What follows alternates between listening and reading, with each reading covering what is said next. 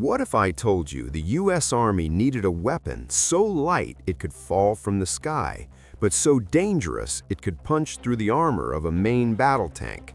A gun with a bite so powerful it would literally knock its own vehicle on its back.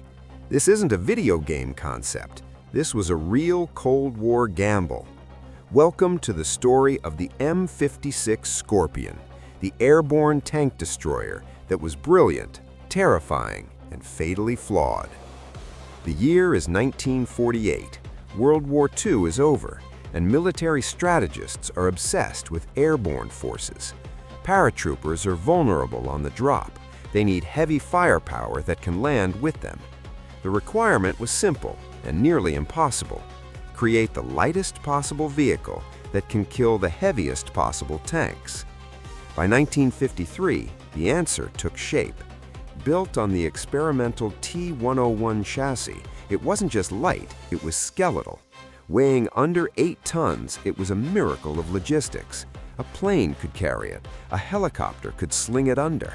This was unparalleled mobility. But here's the sting. They mounted a massive 90mm gun, the same caliber used on much heavier tanks like the Pershing. This was a surgical instrument of destruction on a go-kart frame. Its range was incredible, over a mile for direct fire, and with high explosive shells, it could rain indirect fire from 15 kilometers away. The crew had a toolkit of shells, armor-piercing, high explosive, you name it. Only 29 rounds, but each one was a statement. And now we get to the flaws.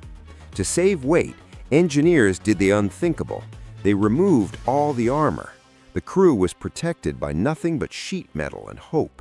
A heavy machine gun could shred the Scorpion and its team. It was the very definition of a glass cannon. But the most iconic and debilitating flaw was physics, Newton's third law. Fire that huge 90mm shell from a 7-ton platform, the Scorpion would leap violently, its rear end slamming into the dirt. Firing on the move was a fantasy. Every shot required a full stop, a careful aim, and a prayer that the enemy wouldn't spot the jumping jeep with a cannon in the 5 seconds it was recovering. Its only major war was Vietnam. Here, the 173rd Airborne Brigade deployed their Scorpions. But they rarely fought tanks. Their main job, blasting open enemy bunkers and fortifications. It was effective, but a nightmare for the exposed crew facing return small arms fire. Every mission was a high-risk duel. As the newer, but still recoil-plagued M551 Sheridan arrived, the Scorpions were passed to South Vietnamese forces. Their fate was symbolic. The last two were reportedly destroyed by North Vietnamese T-54 tanks near Saigon. The flying tank killer was grounded for good. The Scorpion's legacy isn't in its service record, but in its extreme engineering. It was a pure, uncompromising answer to a specific problem. There were wild plans for its chassis, missile carriers, mortars, even anti-aircraft vehicles.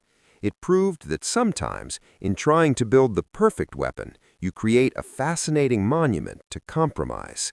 What do you think? Was the M56 Scorpion a stroke of genius or a death trap that never should have left the drawing board? What other examples of brilliant but flawed military tech should we cover next? Let me know in the comments below.